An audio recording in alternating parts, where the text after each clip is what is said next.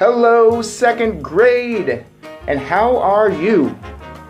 Went into the building today and found out you are not coming back in for a while, and neither am I.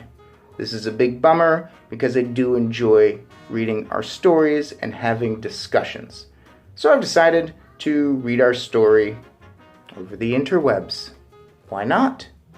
Our new story is going to be The Witches. The Witches, also written by Mr. Roald Dahl. He is our author. He's written many years after he wrote James and the Giant Peach and Charlie and the Chocolate Factory. So I can't wait to read it and discuss how is it the same, how is it different, compare and contrast, how do the characters behave, who are the bad guys. I do see, looking at the cover, I'm assuming this is a witch. I don't know what's going on over here. My illustrator, Quentin Blake, same illustrator for Charlie and the Chocolate Factory. The story was one of my favorites growing up because it's kind of a spooky horror story. It's got a lot of scary elements to it. And I really like those kinds of stories. Get you into those R.L. Steins and Goosebumps type books. The goal is to read a chapter a day. Hopefully I can keep up with that. It takes a lot to put these videos together. If you have any questions or comments, you should be able to add them below the video and I can get with you and we can chat about it. We can discuss what's going on. So if you have the book at home, definitely follow along. If you have read the book before or seen the movie, do not spoil it for everyone else. Don't raise your hand, put your hand down. I did not ask a question. Do not tell us what happens at the end. Do not spoil the next chapter. Keep it to yourself. Without further ado, let's go ahead and get this thing started. A note about witches.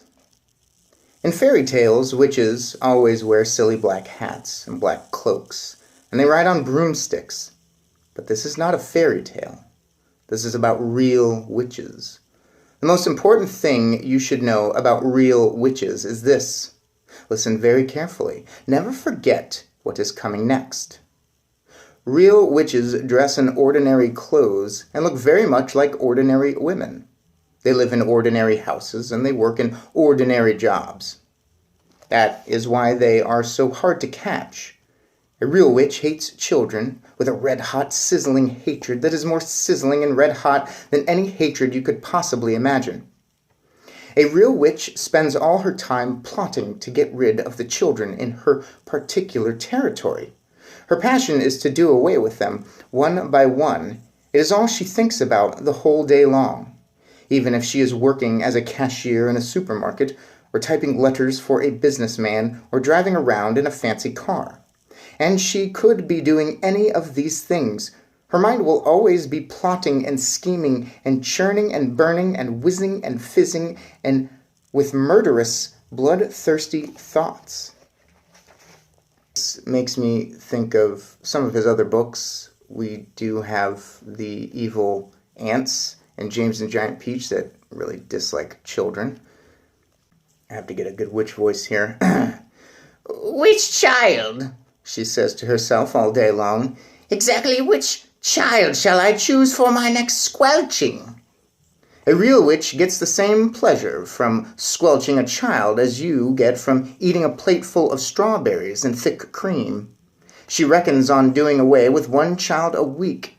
Anything less than that, and she becomes grumpy. One child a week is 52 a year.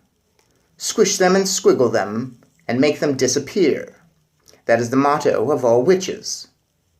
Very carefully, a victim is chosen. Then the witch stalks the wretched child like a hunter stalking a little bird in the forest. She treads softly. She moves quietly. She gets closer and closer. Then at last, when everything is ready, and she swoops. Sparks fly, flames leap, oil boils, rats howl, skin shrivels, and the child disappears. A witch you must understand, does not knock children on the head or stick knives into them or shoot at them with a pistol. People who do those things get caught by the police. A witch never gets caught. Don't forget that she has magic in her fingers and devilry dancing in her blood. She can make stones jump about like frogs, and she can make tongues of flame go flickering across the surface of the water. These magic powers are very frightening. Luckily, there are not a great number of real witches in the world today, but there are still quite enough to make you nervous. In England, there are probably about 100 of them altogether. Some countries have more, others have not quite so many. No country in the world is completely free from witches. A witch is always a woman. I do not wish to speak badly about women. Most women are lovely, but the fact remains that all witches are women. There is no such thing as a male witch. On the other hand, a ghoul is always a male, so indeed is a Barghest. Both are dangerous, but neither of them is half as dangerous as a real witch. As far as children are concerned, a real witch is easily the most dangerous of all the living creatures on earth. What makes her doubly dangerous is the fact that she doesn't look dangerous. Even when you know all the secrets, you will hear about those in a minute. You can still never be quite sure whether it is a witch you are gazing at or just a kind lady. If a tiger were able to make himself look like a large dog with a waggy tail, you would probably go up and pat him on the head. And that would be the end of you. It is the same with witches. They all look like nice ladies. Kindly examine the picture opposite. Which lady is the witch? That is a difficult question, but it is one that every child must try to answer. I'm looking at that picture, and I couldn't tell you which one is a witch. Maybe it's a trick. Maybe they're both witches? But then he did say there are not that many witches, so to have two witches in one picture seems like a lot of witches. Ugh. For all you know, a witch might be living next door to you right now. Or she might be the woman with the bright eyes who sat opposite you on the bus this morning.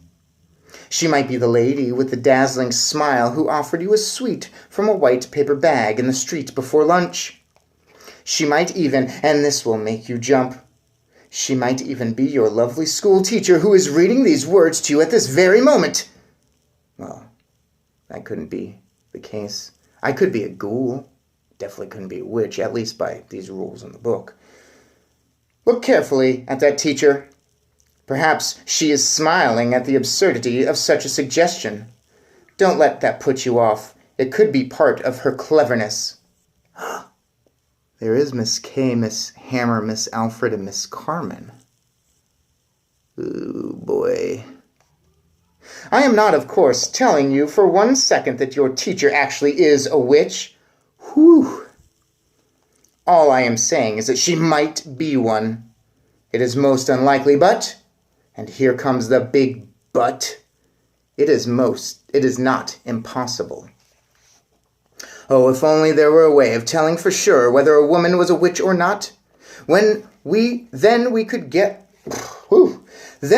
round them all up and put them in the meat grinder. Unhappily, there is no such way. But there are a number of little signals you can look out for, little quirky habits that all witches have in common. And if you know about these, if you remember them always, then you might just possibly manage to escape from being squelched before you are very much older. So there we go.